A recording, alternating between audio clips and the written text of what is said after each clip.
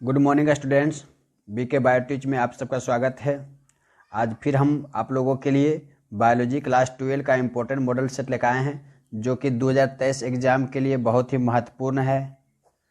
एकदम मानिए तो बोर्ड से ही चुराया क्वेश्चन है, जो कि 100% आएगा। ठीक है, बोर्ड के द्वारा ही चुराया हुआ क्वेश्चन है। बोर्ड मतलब बिहारी बोर्ड जो परीक्षा समिति के द्वारा जो जारी किए जाते हैं मॉडल सेट, उस मॉडल पर पूरी तरह आधारित है। और जानते हैं आप लोग कि उस मॉडल से लगभग 50 से 80% तक क्वेश्चन लड़ता है। तो उसी चैप्टर मॉडल सेट से मैंने इम्पोर्टेंट क्वेश्चन को आप लोगों के बीच लेकर आया है। ठीक है, तो अपनी सफलता सुनिश्चित करें, अपनी सफलता सुनिश्चित करें। मतलब आप यदि 2023 के बोर्ड के परीक्षार्थी हैं तो आप अच्छे अंकों से पास करना चाहते हैं तो इस सेट को ज़रूर से ज़रूर देखें, और हो सके तो बगल में पेपर और पेन ले लीजिएगा, ताकि जो हार्ड या क्वेश्चन या इंपॉर्टेंट क्वेश्चन आपको लगे उसको नोट करते जाइएगा। ठीक है, यदि नहीं ऐसा कर रहे हैं तो मेरा वीडियो को डाउनलोड कर लीजिएगा या बाद में किसी प्रकार रिपीट करते रहिएगा, और एग्ज़ाम के पहले ज़रूर एक बार देखिएगा, नहीं तो बहुत सारा इंपॉर्टेंट क्वेश्चन आपका छूट जाएगा। तो आइए शुरू करते हैं। बायोलॉजी क्लास 12 का मॉडल सेट इम्पोर्टेंट है, जो कि 2023 एग्जाम में आना ही आना है। ठीक है, तो आइए देखते हैं। हमारा पहला क्वेश्चन है, निम्न में से किसमें बिना निषेचन के प्रजनन होता है? कुछ ऐसे जीव हैं, ऐसे हम लोग जानते हैं कि अक्सर क्या होते हैं, निषेचन में दो जीव की आवश्यकता होता है। ठीक है, एक नर होते हैं और एक मादा होते हैं। नर मतलब मेल, मादा मतलब फीमेल। ये दोनों के युग्मक भाग लेते हैं तो बनता है जायगोट। तो यह प्रोसेस क्या कहलाता है? निषेचन। लेकिन कुछ ऐसे जीव हैं जो बिना निषेचन के भी नए जीव का निर्माण कर सकते हैं। ठीक है, तो ऑप्शन देखते हैं। पहला ऑप्शन मकड़ा, कौआ, मधुमक्खी, केचुआ। इसका जो सही आंसर हो जाएगा मधुमक्खी। मधुमक्खी एक ऐसा जीव है जो बिना निषेचन किए ही नए जीव का निर्माण कर सकते हैं, और निषेचन यदि होगा तो भी कर सकते हैं। ऐसा नहीं समझना कि बिना निषेचन करा तो निषेचन में नहीं करेगा। इसलिए मकड़ी मधुमक्खी जो है निषेचन होगा तो भी नए जीव का निर्माण कर सकते हैं, और नहीं निषेचन है तो भी कर सकते हैं। ठीक है, तो इसका जो सही आंसर हो जाएगा सी नंबर ऑप्शन सही हो जाएगा, मधुमक्खी। अगला क्वेश्चन है, बार्थोलिन की ग्रंथि पाई जाती है। बार्थोलिन की ग्रंथि पाई जाती है। एक ग्रंथि है जो चिपचिपा पदार्थ स्रावित करता है, और यह ग्रंथि कहाँ पाई जाती है? भास डिफरेंस में, योनि के किनारों पर, पक्षियों के पूंछ पर, उभयचर के सिर पर। तो यह जो ऑप्शन बी नंबर है, योनि के किनारों पर एक ग्रंथि पाई जाती है। जैसे मादा का जो योनि होते हैं, मुख द्वार होते हैं, इसके साइड में क्या होते हैं, एक छोटी छोटी ग्रंथि पाई जाती है जो चिपचिपा पदार्थ स्रावित करता है। ठीक है, और इन चिपचिपा पदार्थ स्रावित करता है ताकि क्या होते हैं, इसका योनि को जो चिकना बनाए रखे, ताकि निषेचन क्रिया में किसी प्रकार का रुकावट ना हो। तो इसलिए बार्थोलिन जो है योनि के किनारों पर पाए जाने वाला ग्रंथि है। तो बी नंबर ऑप्शन इसका क्या हो जाएगा? सही आंसर हो जाएगा। नेक्स्ट नंबर क्वेश्चन है, विकासशील परागकण को पोषण किससे मिलता है? अब परागकण तो जानते हैं, पुष्प के नर भाग को परागकण कहते हैं। पुष्प के नर भाग जो हैं, पुष्प के नर भाग जिसको पुंकेसर कहते हैं, और पुंकेसर दो भाग में बटे हुए हैं। जिसका अपर पार्ट को क्या बोलते हैं? इस तरह से बने होते हैं। तो अपर पार्ट जो है इसका कहलाता है परागकोश। ठीक है, अब परागकोश के भीतर ही क्या है, जो नन्हे नन्हे देख रहे हैं छोटे छोटे दाने जैसे रचना है, इसी को बोलते हैं परागकण। तो परागकण को पोषण किससे मिलता है? विकास। अब जब परागकण विकास कर रहा है तो उसे पोषण किससे मिलता है? तो टेप्टम, एंडोथैसियम, मध्यस्तर, एसएमसी। तो इसका जो सही आंसर हो जाएगा ए नंबर। मतलब परागकण का जो लेयर बाहरी का होता है, ठीक है, इस तरह से लेयर बने, मध्यस्तर का बाहरी लेयर होता है, और इसके भीतर क्या होते हैं? परागकण होते हैं। तो इसको पोषण जो मिलता है, भीतरी लेयर होता है जो टेप्टम होते हैं, उसके द्वारा इसको पोषण मिलता है।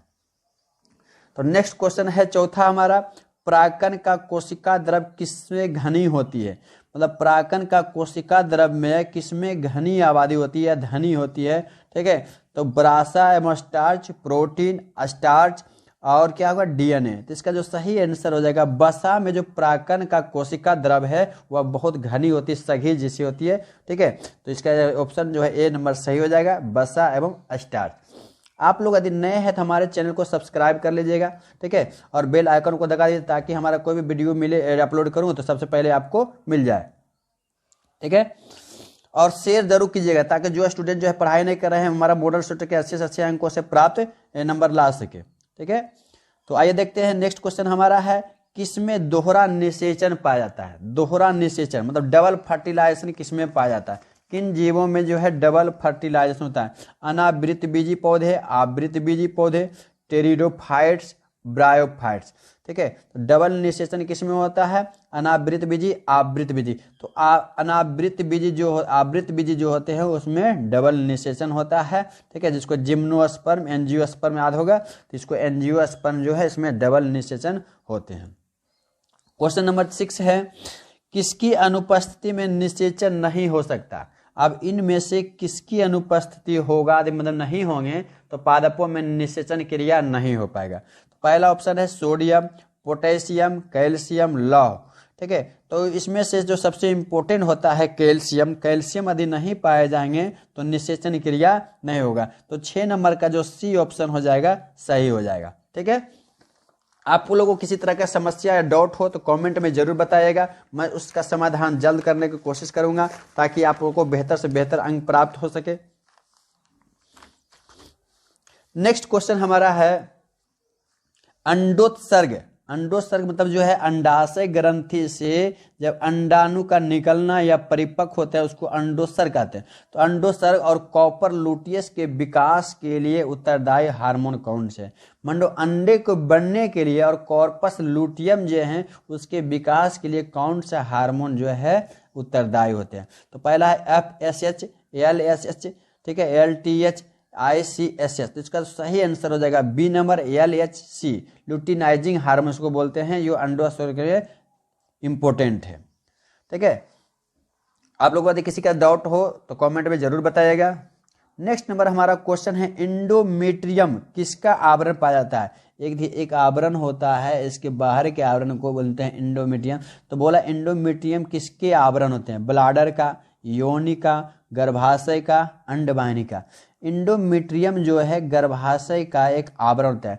जब कोई जीव में या फर्टिलाइजेशन होते हैं तो जब भ्रूण गर्भाशय में जाते हैं तो गर्भाशय के जाने के बाद उसके बाहर एक आवरण बन जाता है, उस आवरण को ही बोला जाता है इंडोमेट्रियम। अब इसी के भीतर क्या होता है? भ्रूण डेवलप होता है, जो डेवलप होकर एक पूर्ण शिशु का रूप बनता है। ये आवरण ही क्या कहलाता है? इंडोमेट्रियम कहलाता है। नेक्स्ट नंबर हमारा क्वेश्चन है एक संकर क्रॉस का फिनोटाइप क्या होता है? अब यहाँ पे आपको बता देना चाहता हूँ फिनोटाइप क्या है और जीनोटाइप। एक टर्म आता है जीनोटाइप और एक होता है फिनोटाइप। ठीक है, इसको थोड़ा सा बताते हैं। मेंडल ने आनुवांशिक खोजों में 2 पौधे का चयन किया था। इसमें एक लंबे पौधे लिया था, लंबे पौधे को टी से दर्शाया जाता है, और बौने पौधे का चयन किया था, उसको छोटे टी से बताया जाता है। ठीक है, तो ये दोनों को आपस में प्रजनन कराया गया तो पौधा देखिए बना क्या? टी। तो इसमें टी जो बड़ी टी होता है, लंबे वाला गुण वह बौने पर प्रभावी होते हैं। ठीक है, इसलिए यह पौधा क्या हुआ? F1 जनरेशन में क्या हुआ? लंबे हुए। तो इसमें इसी तरह से फिर F1 पीढ़ी के पौधे को जब किया जाता है तो अगली पीढ़ी में जो बनते हैं पौधे, F1 पीढ़ी के पौधा जो हुआ इसको यदि क्रॉस किया जाता है अगली पीढ़ी में कुल 4 पौधे बनते हैं। ठीक है, तो 4 पौधे बनते हैं। तो जीनोटाइप वैसे लक्षण होते हैं जो जीन में परिवर्तन है। जैसे इसमें बताया कि यह पौधा लंबा है लेकिन इसमें छोटे पौधे का गुण मौजूद है, मतलब जीन के कारण हो रहे हैं। तो उसी तरह से कुछ ऐसे लक्षण हैं जो बाहर से दिखाई पड़ते हैं, उसको फिनोटाइप बोलते हैं, और जो जीन के गुणों के कारण परिवर्तन होते हैं उसको जीनोटाइप बोलते हैं। तो कुल 4 पौधा बनते हैं। तो 4 पौधा में 3:1 मतलब 3 पौधा लंबे दिखाई पड़ते हैं और 1 पौधा बौने पड़ते हैं। तो इसका फिनोटाइप क्या हो जाएगा? 3:1 सही आंसर हो जाएगा। अब नेक्स्ट क्वेश्चन है हमारा 10वां नंबर क्वेश्चन है आनुवंशिकता का गुणसूत्रीय सिद्धांत किसने दिया था? आनुवंशिकता में गुणसूत्रीय मतलब बताया गया था कि आनुवंशिक जो लक्षण होते हैं एक पीढ़ी से दूसरी पीढ़ी में जा रहा है तो वह किसके द्वारा जा रहे हैं? तो वह होते हैं गुणसूत्र के कारण होते हैं। तो इस बात को किस वैज्ञानिक ने स्पष्ट किया था? तो ऑप्शन देखते हैं, मॉर्गन, सटन और बोवेरी ने, हुगो डी ब्रिज ने, मेंडल ने। तो इसका जो सही ऑप्शन हो जाएगा बी नंबर, सटन और बोवेरी 2 ऐसे वैज्ञानिक थे जिन्होंने बताया कि आनुवंशिकता का जो लक्षण है वह गुणसूत्र पर डिपेंड करता है और गुणसूत्र के कारण ही एक पीढ़ी से दूसरी पीढ़ी में चला जाता है। अगला है क्वेश्चन 11 नंबर, यदि माता का रक्त O है, ठीक है, अब देखिए ब्लड ग्रुप से क्वेश्चन लिया गया है। ब्लड ग्रुप तो आप लोग जानते हैं कि 4 प्रकार का होता है, AO, A, B, AB और एक O, 4 प्रकार के ब्लड ग्रुप होते हैं। तो ये बताया गया यदि किसी माता का रक्त समूह O है तथा शिशु का भी रक्त समूह O है तो पिता का रक्त समूह क्या होगा। अब जान रहे हैं ओ ऑलराउंडर होते हैं, मतलब सबको दान दे सकता है लेकिन सबसे नहीं ले सकता है, तो दोनों का ओ है तो इसके संतान में भी क्या होंगे, ओ होगा। ठीक है, तो इसमें ऑप्शन ए नंबर क्या हो जाएगा, सही हो जाएगा। यदि माता और शिशु दोनों हैं ओ, तो पिता भी तो ओ होगा। नहीं अगर पिता होते तो क्योंकि माता पिता दोनों को गिना आता है तो पिता भी क्या हो जाएंगे, अलग हो जाता है। लेकिन यहाँ ओ और संतान में आ गया, यदि और कुछ आता तो दोनों का गुण आता, लेकिन ओ आ गया तो मतलब पिता भी क्या है, ओ है। तो इसका आंसर एक नंबर से क्या हो जाएगा, सही ऑप्शन हो जाएगा। ठीक है, अब नेक्स्ट क्वेश्चन है क्वेश्चन नंबर 12। कौन जैव विकास का सबसे स्पष्ट प्रमाण देता है। कौन जैव विकास का सबसे स्पष्ट प्रमाण देता है। जीवाश्म, अवशेषी अंग, भ्रूण, आकारिकी। तो इसका सही आंसर हो जाएगा ए नंबर, जीवाश्म। जीवाश्म के द्वारा हम किसी जीव की आयु पता करते हैं। ठीक है, और जीवाश्म के द्वारा जब आयु पता किया जाता है तो पता चलता है कि इस जीव का विकास कितने दिन पहले भी पृथ्वी पर इसका विकास हुआ है। तो जीवाश्मों का अध्ययन क्या कहलाता है, जैव विकास का सबसे स्पष्ट प्रमाण मिलता है। तो ए नंबर ऑप्शन सही हो जाएगा। ठीक है, आप लोग सब्सक्राइब हमारे चैनल को जरूर कर लीजिएगा। क्वेश्चन नंबर 13 है कि बी लिम्फोसाइड का निर्माण कहाँ होते हैं। आपको बता दिए थे पीछे एक मॉडल सेट में, लिम्फोसाइड जो है हमारे शरीर में एंटीबॉडी का निर्माण करता है। लिम्फोसाइड क्या करते हैं, एंटीबॉडी करता है। और एंटीबॉडी का काम क्या है, लिम्फोसाइड हमारे शरीर में क्या करते हैं, एंटीबॉडी बनाता है। एंटीबॉडी काम है हमें रोगों से बचाता है। लिम्फोसाइड क्या करता है, रोगों से बचाने का काम करता है। ठीक है, तो वही क्वेश्चन पूछा कि बी लिम्फोसाइड का निर्माण कहाँ होते हैं। तो अस्थि मज्जा में, थाइमस में, रक्त में, लसिका में। तो जो बी लिम्फोसाइड है इसका निर्माण क्या होते हैं, हमारे शरीर के अस्थि मज्जा में होते हैं, जिसको बोन मैरो भी कहते हैं। ठीक है, तो लिम्फोसाइड का निर्माण कहाँ होते हैं, अस्थि मज्जा में होता है। अस्थि मज्जा मतलब जैसे हड्डी हो गई, ये हड्डी हो गया, और हड्डी के जो बीच वाले पार्ट होते हैं इस तरह के दाने दाने रचना होते हैं, छिद्र होते हैं, उसको बोला जाता है अस्थि। तो इसी अस्थि में क्या होते हैं, लिम्फोसाइड का निर्माण होता है, जो एंटीबॉडी काम करता है, जो हमें रोगों से बचाता है। नेक्स्ट नंबर 14 नंबर क्वेश्चन है, बढ़ता त्वचा कैंसर एवं उत्परिवर्तन की दर किसके कारण है। बढ़ता त्वचा कैंसर मतलब आज के क्षेत्रों में, आज के समय में अधिक मात्रा में लोगों में क्या हो रहे हैं, त्वचा कैंसर हो रहे हैं। एवं उत्परिवर्तन की दर, उत्परिवर्तन बोलते हैं कुछ लक्षणों में परिवर्तन, तो उत्परिवर्तन की दर अधिकता मतलब उत्परिवर्तन भी क्या हो रहे हैं, ज्यादा हो रहे हैं कि तो किसके कारण यह होते हैं। तो ऑप्शन देखते हैं, अम्ल वर्षा, ओजोन परत में कमी, कार्बन मोनोऑक्साइड और कार्बन डाइऑक्साइड। तो इसका जो सही ऑप्शन हो जाएगा बी नंबर, ओजोन परत में कमी। वायुमंडल में एक परत है, ओजोन परत है, वह परत क्या कर रहे हैं, मतलब कमी आ रहा है, क्योंकि यह परत क्या करता है, सूर्य की पराबैंगनिक किरणें को पृथ्वी तक आने के रोकता है। लेकिन यह परत क्या हो रहा है, टूट रहे हैं, जिसके कारण सूर्य की रोशनी क्या है, पृथ्वी पर डायरेक्ट आ जाएंगे। तो जो मनुष्य हैं, हम लोग हैं, हमारे त्वचा पर सूर्य की किरणें पड़ेगा, जिसके कारण अल्ट्रावायलेट किरणें से कारण हमारे शरीर में क्या होगा, त्वचा कैंसर होता है, बढ़ रहे हैं, और उत्परिवर्तन भी बढ़ रहा है। इसलिए ओजोन परत में कमी क्या है, बढ़ता त्वचा कैंसर का कारण है। नेक्स्ट नंबर क्वेश्चन जो है बहुत इंपॉर्टेंट है, लगातार कई मतलब पिछले लॉकडाउन में 2-3 साल लगातार यह क्वेश्चन आ चुके हैं, और हर एक सीटिंग नहीं बल्कि दोनों सीटिंग में यह क्वेश्चन आ चुके हैं। ठीक है, तो ताइचुंग इनमें से किसकी किस्म है। ताइचुंग जो एक प्रजाति है निम्न उसमें किसकी है, तो धान की, गेहूं की, मक्का की, ईख की। तो ताइचुंग जो फर्स्ट, इसको ताइचुंग फर्स्ट भी बोलते हैं। ठीक है, यह धान की प्रमुख प्रजाति है, जो कई बार इंपॉर्टेंट क्वेश्चन है, लगभग लॉकडाउन में 20, 21 और यहाँ तक 22 में भी क्वेश्चन आ चुका है। ठीक है, और इसके पहले तो कई साल आए हैं, इसलिए ताइचुंग की जो है इस बार बहुत इंपॉर्टेंट है, आप लोग भी इसको देख लीजिएगा। तो ताइचुंग फर्स्ट इनमें से किसकी प्रजाति है, तो धान की प्रजाति है। नेक्स्ट नंबर भी क्वेश्चन जो है बहुत इंपॉर्टेंट है, रेबीज के टीके की खोज सर्वप्रथम किसने किया था। रेबीज के टीके की खोज हम लोग जानते हैं कि रेबीज के जो वायरस हैं, रेबडो वायरस या जो है रेबडो वायरस के कारण जो होता है रेबीज रोग। और रेबडो वायरस जो है कुत्ते या कुछ जानवरों के शरीर में वृद्धि करते हैं, और वह जानवर जब किसी व्यक्ति को काटता है तो उसको रेबीज रोग हो जाता है। तो इस रोग के टीका की खोज किसने किया था। क्वेश्चन बोला कि रेबीज के टीके की खोज सर्वप्रथम किसने किया। तो Edward Jenner, Robert Koch, Louis Pasteur, एसल मिलर। तो देखिए यहाँ पे जो सही आंसर हो जाएगा, लुई पास्चर ने सर्वप्रथम जो है रेबीज के टीके खोज किया। एडवर्ड जेनर जो किया था वह चेचक के टीके की खोज किया था। चेचक के टीके का खोज जो किया था एडवर्ड जेनर जो किया था 1795 किया था। बाद में लुई पास्चर ने रेबीज के टीके का खोज किया गया। तो इस क्वेश्चन का आंसर जो सी नंबर हो जाएगा, सही हो जाएगा। अब नेक्स्ट नंबर क्वेश्चन है 17, सर्वप्रथम निर्मित परजीवी गाय का नाम किसमें से कौन था।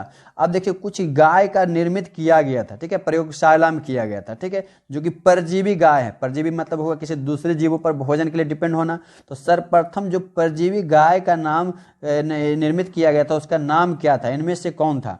तो इसका ऑप्शन देखिए डेजी, मेजी, डॉली, रोजी। इसका जो क्वेश्चन जो सही हो जाएगा डी नंबर, रोजी। जो निर्मित परजीवी गाय था उसका नाम रोजी रखा गया था। यह भी क्वेश्चन 1-2 बार आ चुका है, बिहार बोर्ड के 11th 12th एग्जाम में आ चुके हैं, ठीक है। तो रोजी जो था सर्वप्रथम निर्मित परजीवी गाय का नाम था। अब क्वेश्चन नंबर 18 है, निम्न में से कौन कीटभक्षी पौधा है। निम्न में से कौन जो है कीटभक्षी पौधा। कीटभक्षी मतलब कौन ऐसे पौधे जो कीट का भक्षण करके मार कर उसका भोजन प्राप्त करता है। ड्राउसेरा, नेफेंथिस, ए एवं बी दोनों, हाइड्रिला। तो इसका आंसर जो जगह सी नंबर दोनों जगह, ड्राउसेरा, नेफेंथिस जो है कीटभक्षी पौधा है। एक और बता देते हैं, मनी प्लांट का नाम सुने होंगे, यह भी क्या है कीटभक्षी पौधा है। या क्या करता है कीटों को मार के भोजन के रूप में काम करते हैं, इसलिए इसको कीटभक्षी पौधा बोला जाता है, इंसेक्टिवोरस प्लांट बोलते हैं, ठीक है।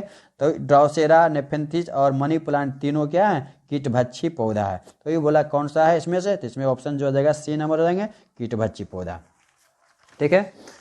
आप लोग को यदि वीडियो पसंद आ रहा है तो लाइक सब्सक्राइब जरूर कीजिएगा और अपने दोस्तों को शेयर करना नहीं भूलिएगा, क्योंकि बहुत मेहनत करके मैं आप लोगों के लिए मॉडल सेट उपलब्ध करा रहा हूं, ठीक है। और आपका अपना यूट्यूब चैनल बीके बायोटिच में आप लोग को तहे दिल से स्वागत करता हूं, ठीक है। और इस अक्सर जितने भी वीडियो अपलोड में आप लोगों के लिए कर रहा हूं, मॉडल सेट हो या थ्योरी का है या जो भी नोट्स उपलब्ध करा रहा हूं, आप लोगों को जो है दोस्तों में शेयर जरूर कीजिएगा, स्वार्थी नहीं बनिएगा। क्योंकि मेरा एक ही सिद्धांत है, हर लोग प्रत्येक बच्चे जो है निःशुल्क पढ़ें और अच्छे से अच्छे नंबर लाए, ठीक है। तो शुरू करते हैं। नेक्स्ट क्वेश्चन अगला है हमारा 19 नंबर क्वेश्चन, पारिस्थितिक तंत्र शब्द का उपयोग सर्वप्रथम किसने किया था। पारिस्थितिक तंत्र मतलब हो गया इकोसिस्टम, इसको अंग्रेजी में क्या बोलते हैं इकोसिस्टम। तो इकोसिस्टम जो टर्म आया सबसे पहले किस व्यक्ति ने इसका उपयोग किया था। तो ऑप्शन देखते हैं, गार्डनर ने, ओडम ने, टेंसले ने, बॉर्मिंग ने। तो इसका जो ऑप्शन जो सही है सी नंबर, टेंसले ने सर्वप्रथम जो है इकोसिस्टम शब्द का प्रयोग किया गया था, ठीक है। और इन्होंने जो किया था 1935 में किया था, 1935 में इकोसिस्टम टर्म दिया था, किसने दिया था तो टेंसले ने, ठीक है। नेक्स्ट नंबर क्वेश्चन है, लाइकेन सूचक हैं। लाइकेन जानते हैं एक प्रजाति है, पादप प्रजाति में आते हैं। तो किसका सूचक है, कार्बन डाइऑक्साइड प्रदूषण का, SO2 प्रदूषण का, कार्बन मोनोऑक्साइड प्रदूषण का, जल प्रदूषण का। तो SO2 जो है SO2 एक लाइकेन जो है SO2 प्रदूषण का एक सूचक है। आप लोग हमारे चैनल को सब्सक्राइब कर लीजिएगा, ठीक है, सब्सक्राइब कर लीजिएगा बीके बायोटिच में। नेक्स्ट वीडियो में हम फिर मिलेंगे, तब तक के लिए धन्यवाद, थैंक यू।